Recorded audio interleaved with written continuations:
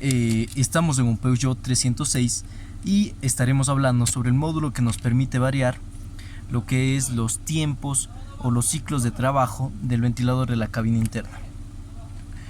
Hablemos un poco más sobre las alimentaciones que tiene y cómo se alimenta, ¿ya? En estos dos pines vamos a tener una alimentación tanto positivo, que es el cable café, como masa, que es este otro cable.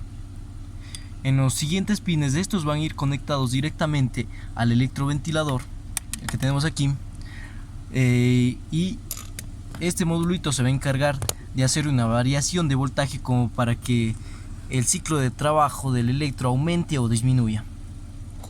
En estos dos últimos pines vamos a tener una comunicación o un trencito de pulsos más o menos.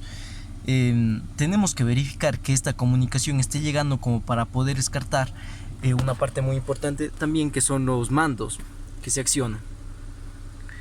Vamos a ver cómo son los trenes de pulso, ¿ya? Aquí tenemos nuestro osciloscopio Hantek. Si se puede apreciar, no hay nada en el canal. Más o menos estaríamos teniendo unos 12 voltios, ¿ya? Inmediatamente cuando yo empiezo a subir el volumen para que empiece a trabajar el motorcito, se puede apreciar que va a llegar un tren de pulsos que se va a comunicar directamente con el módulo, y de esta manera va a trabajar el electroventilador. Le vamos a subir al máximo.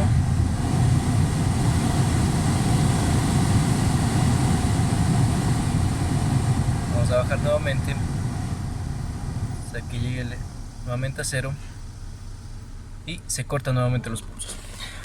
Con esto podemos chequear lo que es este modulito de aquí, o en todo caso, si es que no tuviésemos estos pulsitos en nuestra pantalla, tenemos que revisar las conexiones de alimentaciones del tablero.